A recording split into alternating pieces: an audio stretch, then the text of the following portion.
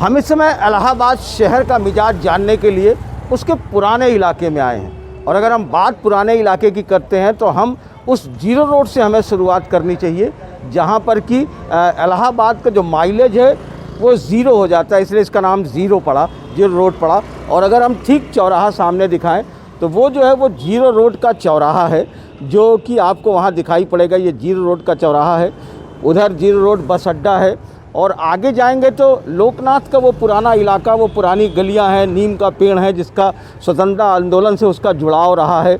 वहाँ पर भी बहुत सी अपना अलग ऐतिहासिक है। और एक ज़माने में ये राजनीतिक गढ़ था।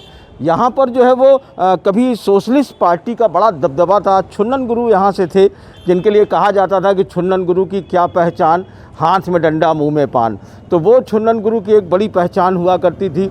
सोशलिस्ट पार्टी से उनको हराने के लिए जवाहरलाल नेहरू, इंदिरा गांधी जैसे लोग भी आते थे, लेकिन वो उन्हें नहीं हरा पाए।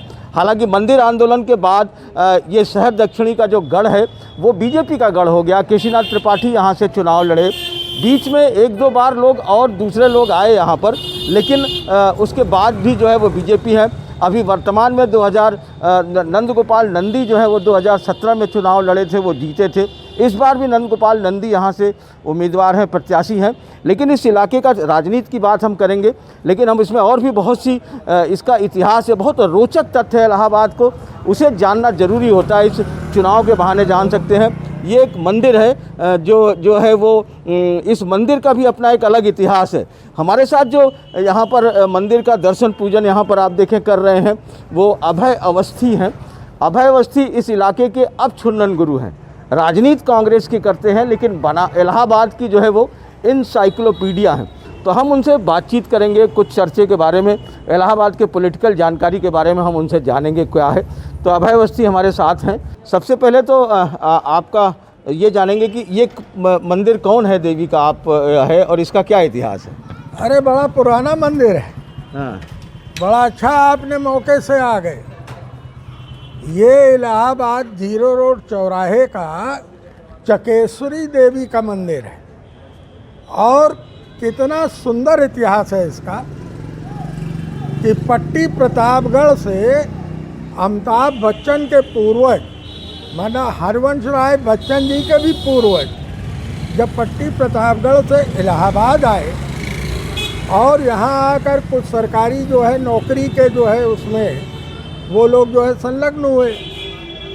पीएनटी में जो है संभवतः वो जो है नौकरी उनके पितामह करते थे। तो जब ये लोग पट्टी प्रतापगढ़ से आए तो कायस्थ कम्युनिटी का जो है, ये जो आप पट्टी देख रहे हैं इसको कैथन टोला, कायस्थों का टोला बोला जाता है। अच्छा, ये मतलब ये टोला अगर हम दिखाने की कोशिश करें तो आप अगर घूम करके इधर दिखाएं तो ये जो बेल्ट है ये कायस्थन टोला बोला जाए। कैथन टोला माने कायस्थों का टोला। हाँ। तो यहाँ कायस्थ कम्युनिटी के लोग रहा करते थे, इसीलिए वो आके, और ये जो इधर आइए, ये जो चौराहा आपको दिख रहा है बिल्कुल, हाँ, इस चौराहे पे फोकस कर लीजिए। हाँ। ये हरवंश राय बच्चन की जन्म स्थली है। अच्छा। ये कम लोग जानते हैं। हाँ। कि ये जो है कच्चे मकान होते थे, ये टोला था पूरा। हाँ। और ये जो है हरवंश राय बच्चन जी का 1907 में जन्म यहीं पर हुआ। अच्छा। अब 1924 में म्युनिसिपल डेवलपमेंट कॉरपोरेशन बन गया अंग्रेजी हुकूमत में। हाँ। अब नगर का विकास शुरू हुआ। हाँ। अब जब नगर का विकास शुरू हुआ तो ये यहाँ पर एक सड़क जो है, हाँ, ये बनानी थी। हाँ। तो ये सड़क का जो है डिमार्केशन हो गया। हाँ। तो जो एक्वायर कर लिया गया, हरवंश राय बच्चन जी का जो है मकान, हाँ। यही कच्चा मकान होता था। अच्छा। इसको गिरा दिया गया। हाँ। और गिरा देने को 1924 में, हाँ। और गिरा के सड़क जो है ये बन गई। उसके बाद हरवंश राय बच्चन जी का जो है उनको कंपनसेटरी ग्राउंड पे बगल में एक प्लॉट दे दिया गया। तो ये बगल में जो है वो लोग चले गए। और फिर यहाँ से फिर वो कटघर गए। कटघर के बाद फिर तेजी बच्चे, पहला विवाह उनका श्यामा के साथ हुआ था। श्रीमती श्यामा जो बाई का बाग उनकी ससुराल थी, वो चेचक में मर गई। उसके बाद फिर जाके तेजी बच्चन से 1941 में उन्होंने विवाह किया। तब क्लाइवी रोड जो है तो कहने का मतलब ये है कि ये जीरो रोड है जो कि संसार में इकलौता मोहल्ला है। जीरो रोड नाम का मोहल्ला या सड़क आपको जो है पूरे हिंदुस्तान के, हम समझते हैं पूरी दुनिया में आपको कहीं नहीं मिलेगी। तो ये केवल जो है यहीं पर आपको मिलेगा। तो ये इकलौती सड़क है। और इस सड़क का ये है कि आधुनिक इलाहाबाद का, जरा देख लीजिए मैं जो बात कह रहा हूँ, आधुनिक शहरी इलाहाबाद की शुरुआत इसी जीरो रोड से है। हिंदी साहित्य सम्मेलन की शुरुआत 1905 में इलाहाबाद से शुरू हुई। 1907 में नागरी प्रचारणी सभा बनारस बनी। फिर 1913 में जहां आज वर्तमान हिंदी साहित्य सम्मेलन आप देख रहे हैं, ये 1913 में यहाँ से जीरो रोड से शिफ्ट हुआ।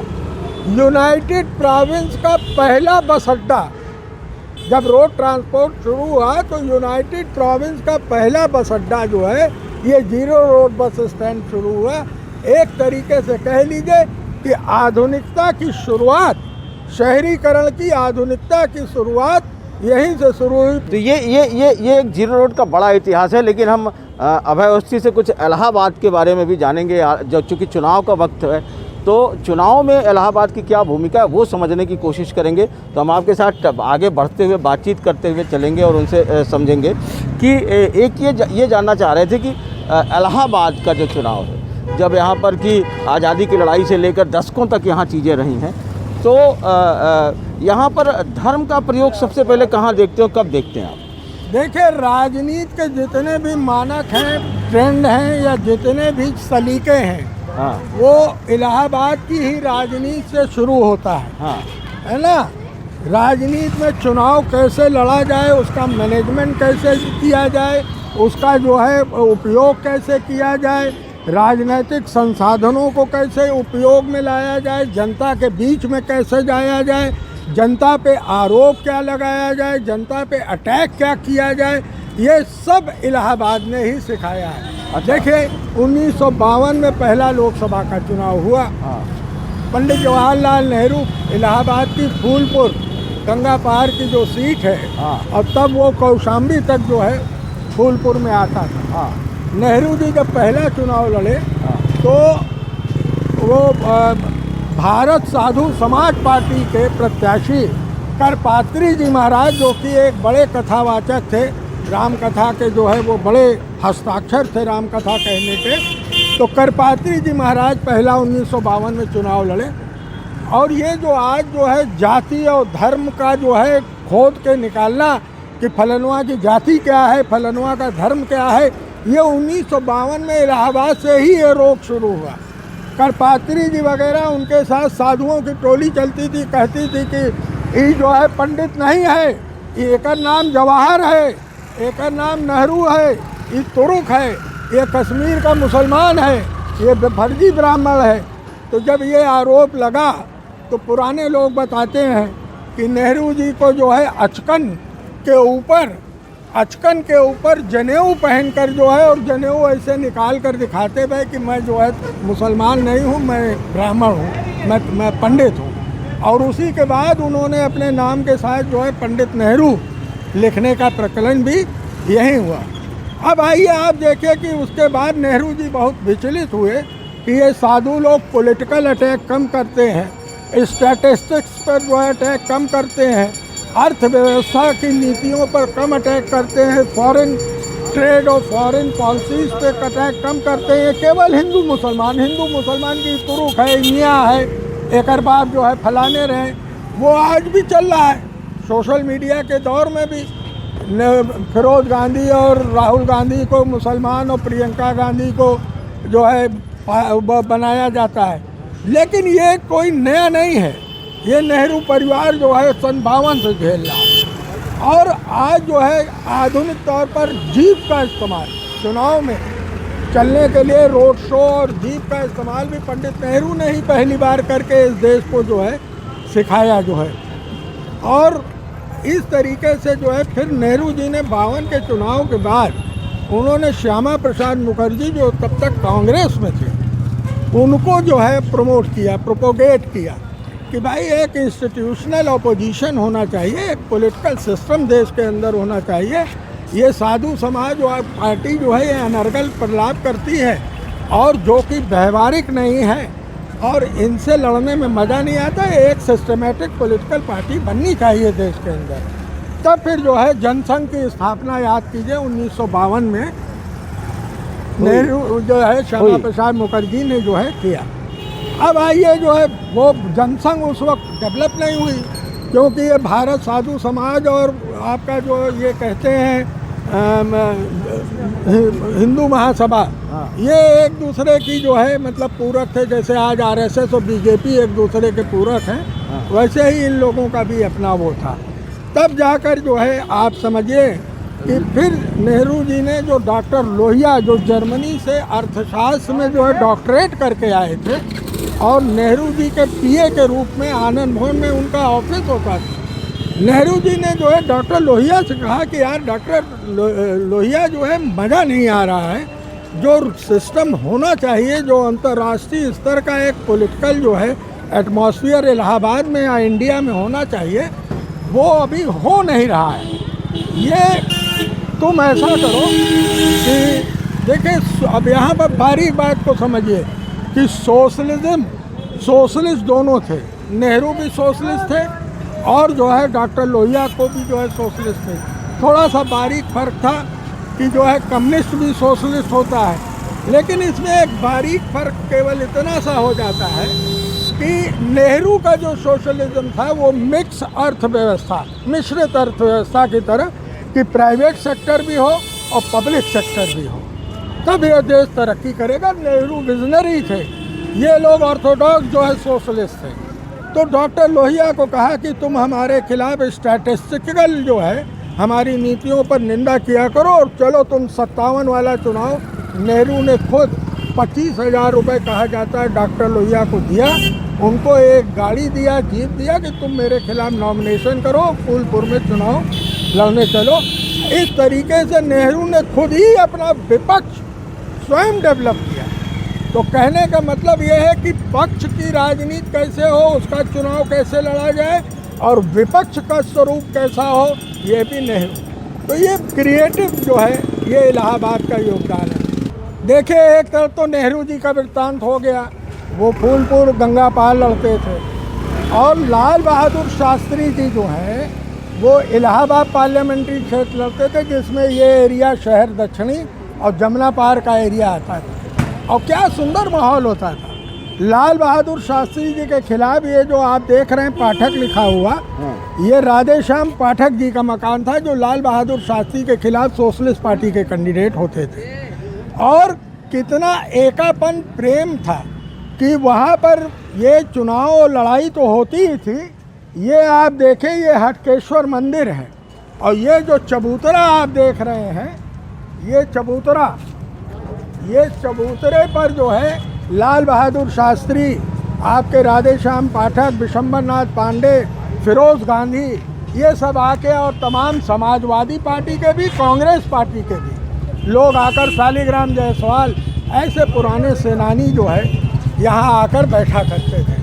1931 में लाल बहादुर शास्त्री जी बनारस से इलाहाबाद आ गए, नेहरू परिवार के साथ जुड़ गए और यहाँ पर जो है कांग्रेस की राजनीति में फिर धीरे धीरे चल के 1957 में नेहरू जी ने लाल बहादुर शास्त्री को जमुना पार से चुनाव लड़वाया जो है। 52 वाला यहाँ सेठ श्याम सुंदर जीते थे जो बनारस के रहने वाले थे। वो फिर लड़के एक चुनाव चले गए थे। 57 के बाद जो है 2 चुनाव लाल बहादुर शास्त्री जी यहाँ से लोकसभा का लड़े, जिसमें ये इलाहाबाद का शहर दक्षिणी जो है एरिया आता है। तो इलाहाबाद का एक बुनियादी तौर पर जो राजनीतिक योगदान है कि जहां आप कहते हैं कि 7 और 8 प्रधानमंत्री, हम आधा प्रधानमंत्री सोनिया जी को भी मान लेते हैं जो इलाहाबाद की बहू है, प्रधानमंत्री नहीं बनी लेकिन ये कहा जाता है कि वो जो है सत्ता की चाबी उन्हीं के पास थी, ये यूपीए की चेयरपर्सन थी। तो इलाहाबाद का बहुत बड़ा योगदान है और जितने भी सलीके हैं, जितनी भी जो है आपकी अदाएँ हैं राजनीति की, वो इलाहाबाद ने ही जो है इस देश को सिखाया है। तो ये इलाहाबाद का योगदान। तो ये अभय अवस्थी हैं, अगर हम इनसे बात करने लग जाएंगे तो बहुत दिनों तक, बहुत देर तक बात करते रहेंगे। चुनाव के बारे में कुछ जानना बेहद ज़रूरी था, इलाहाबाद के इतिहास के बारे में जो हमने इनसे जाना, आपके लिए हम वो चीज़ें ले करके आए हैं। लेकिन अब यहाँ से आगे चलते हैं लोकनाथ, और उस पुराने इलाके में भी कुछ लोगों से ये जानने की कोशिश करेंगे कि इस चुनाव में उनका मुद्दा क्या है। तो आइए चलते हैं।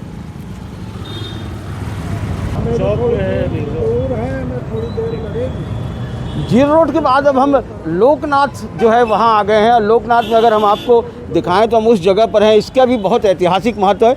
अगर हम पीछे दिखाएं तो बहुत पुराना गिरजाघर आपको यहाँ पर नज़र आएगा।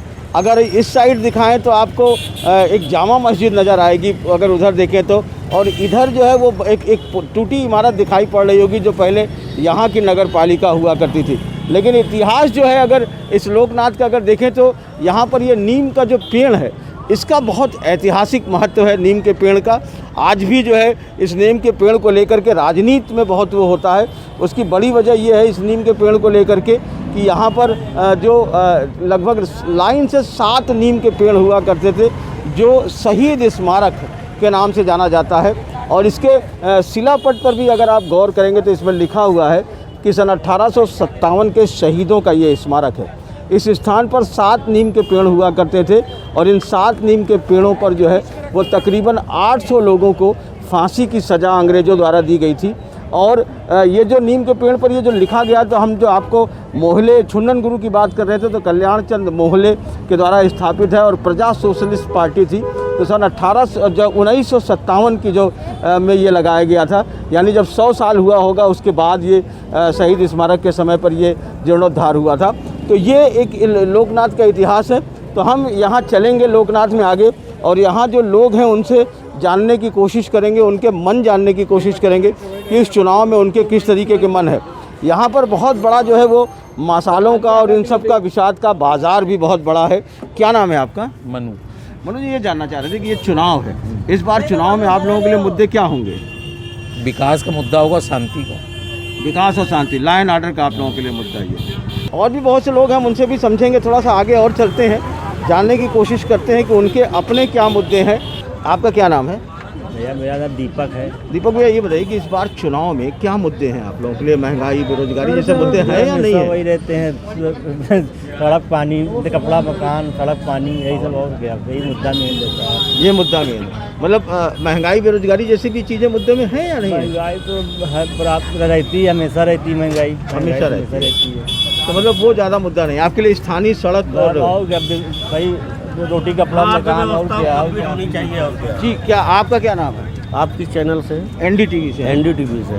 हमारा नाम मनोज है। और कहाँ से आए मनोज जी? मैं सदियापुर से आया। सदियापुर से आए। तो आपके लिए क्या मतलब महंगाई के मुद्दे हैं? कुछ नहीं, जो है सब नॉर्मल है। सब नॉर्मल है जी। तो मतलब आपको लग रहा है कि सब कुछ ठीक है जो जैसा चल रहा है? जैसा था वैसा है। साईं इतना दीजिए जामे कुटुम समाए, ना ही भूखा मरो शायद ये भूखा जाए। ठीक है। इस बार आपकी भी कामना पूरी करे, हमारी भी करे बस। ठीक है। तो यहाँ कुछ फिलोसफिकल लोग हैं, वो भी अपनी तरीके से बात कर रहे हैं।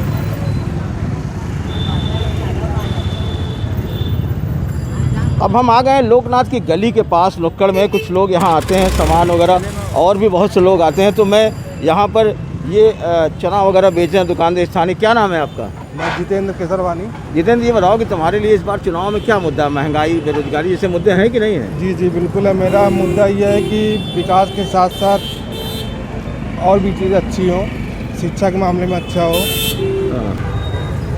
तो कुछ और लोगों से भी जानते हैं जो लोग यहाँ पर आए हैं। क्या नाम है आपका?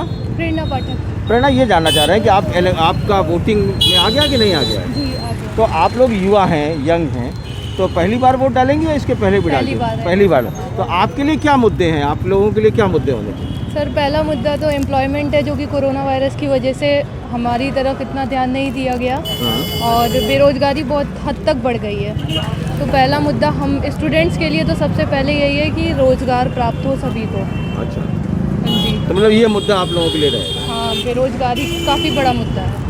तो अलग अलग तरीके से निकल करके इस तरीके के मुद्दे जो है वो बाहर आए हैं जिस तरीके से दिख रहा है। और इलाहाबाद का जो मन है, मिजाज है, वो हर तरीके से बहुत चेतन शहर है। ये राजनीति को लेकर के बहुत ज़्यादा यहाँ चेतना है, लिहाजा हर तरीके का आपको स्वर सुनाई पड़ रहा होगा इलाहाबाद के इन पुराने मोहल्ले के इलाकों में हम जो देख रहे हैं।